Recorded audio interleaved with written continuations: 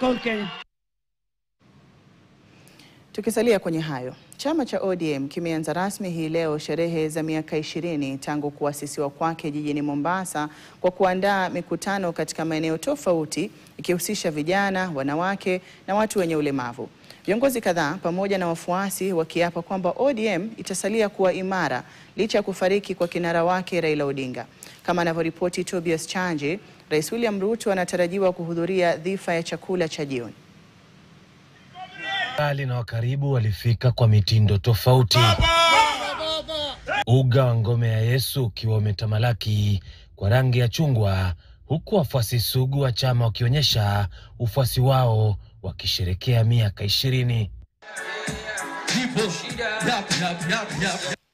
Kikubwa changu katika miaka 20 ni kwamba chama cha ODM kimekuwa mstari wa mbele kuleta mageuzi makubwa katika serikali zetu zote ya kaunti na serikali kuu ya kitaifa. Hatungekuwa leo hii na hizi serikali za gatuzi isingekuwa ni chama cha ODM na viongozi wengine ambao walikuwa na azma na nia na mawazo kwa vile chama cha ODM. Katibu mkuu wa ODM Edwin Sifuna akisema kwamba si rahisi kumudu chama cha kisiasa kwa miaka 20. Ukijenga chama kwa zaidi ya miaka 20 na bado ukisalia na nguvu ambayo ODM naona iko nayo, si kitu cha rahisi, na ndio maana tunajivunia na tunasherehekea kila siku. Na pia tunatumia fursa hii kumwenzi kiongozi wetu ambaye alituacha. Utakumbuka kwamba wakati tulikuwa tunapanga hafla hii nzima alikuwepo, na yeye alikuwa eager sana na yeye kuja kushiriki hizi hafla. It's amazing amazing crowd. The youth are being reminded ile ambao kwamba wanafaa kufanya, taking this party forward.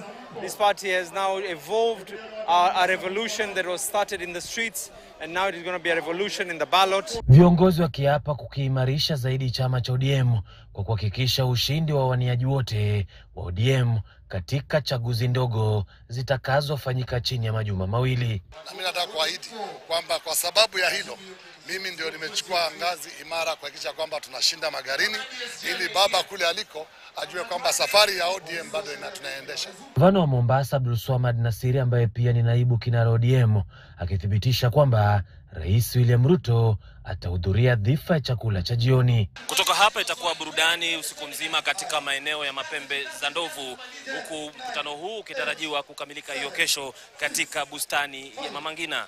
Tobias Chanji, KTN, kaunti ya Mombasa. Kando na hayo, tume huru